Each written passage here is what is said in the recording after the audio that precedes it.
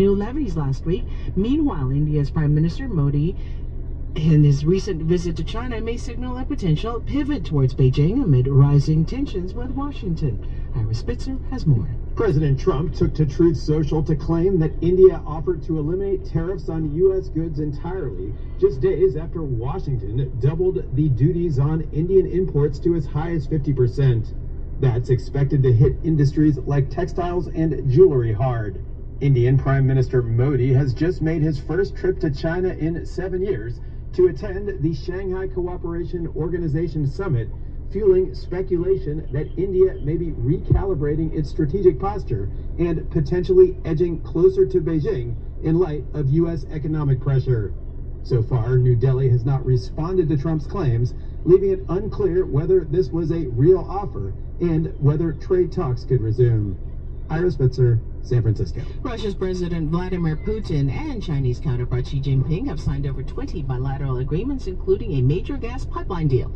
Putin's praising unprecedentedly high-level relations with Beijing, as he said Sino-Russian ties have withstood tests of changing international circumstances. Daria Bondarchuk has more from Moscow.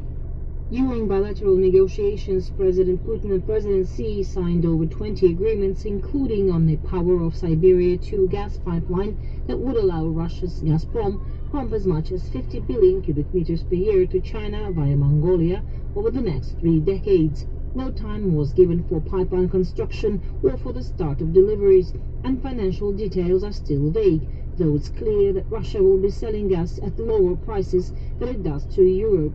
During a separate round of trilateral talks, leaders of China, Russia and Mongolia have agreed to deepen political trust and advance joint projects to promote, quote, high-quality development in cooperation. Daria Bondarchuk, Moscow. The U.S. federal judge is ordering a major makeover of Google's search engine in a crackdown aimed at curbing the corrosive power of an illegal monopoly, but the courts are rebuffing the U.S. government's request to break up the company.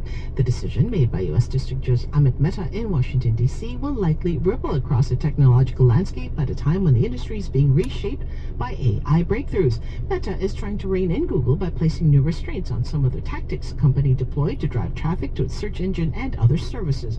But the judge also stopped short of banning the multi-billion-dollar deals Google's been making for years to lock in its search engine as a default on smartphones, personal computers, and other devices.